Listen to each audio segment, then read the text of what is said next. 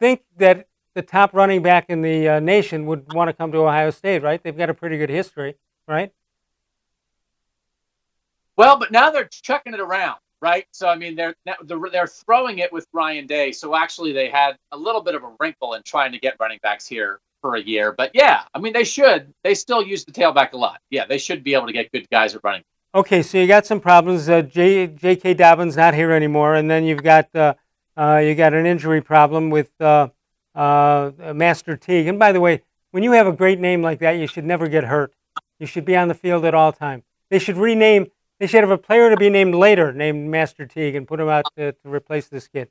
But anyway, the question mark is at running back. So you've got, what do we have here? You got a situation where Trey Sermon is going to be here. He's got 1 year left. Comes from Oklahoma, and there you see it.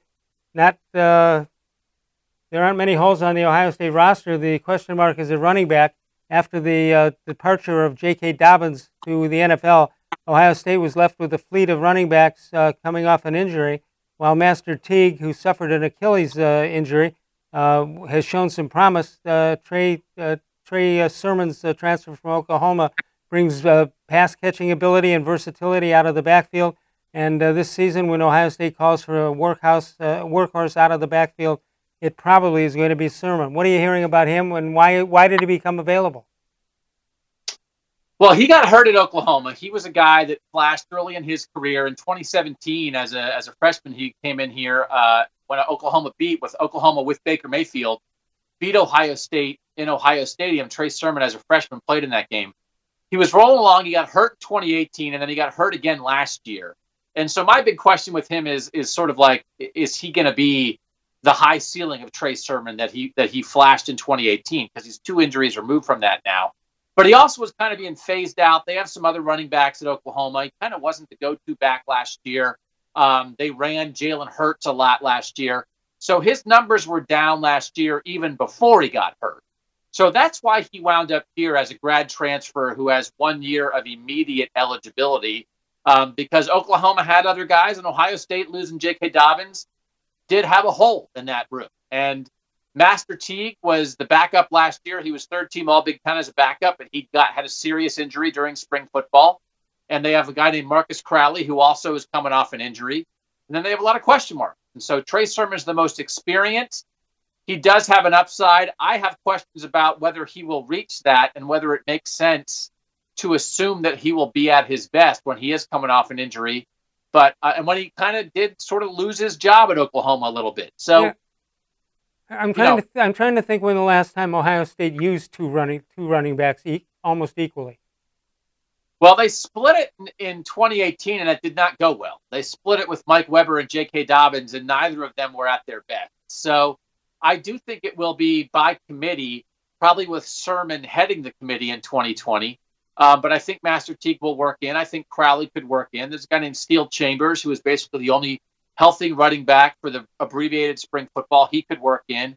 Then they have a kid named Mayan Williams, who's a freshman. But the Cavalry's coming in their 2021 recruiting class. They have 2 kids who are ranked among the top 10 running backs in the country, and Travion Henderson and Evan Pryor. But 2020 is the issue, and I think it will be shared.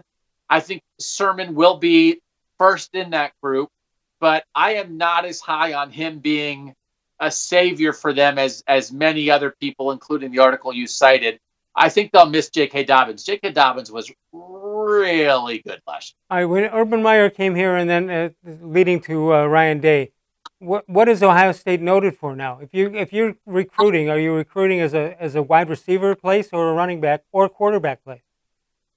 It's quarterback and receivers right now. Ryan Day is a guy who made his bones in the NFL working with quarterbacks, and he has reshaped Ohio State's quarterback history now that first as the offensive coordinator and now as the head coach. But what Justin Fields is doing right now, they have 2 really good, highly ranked freshman quarterbacks right now who are going to fight to back up Justin Fields, and C.J. Stroud and Jack Miller. And they have another super highly rated kid who's been committed for a while in 2021, and Kyle McCord.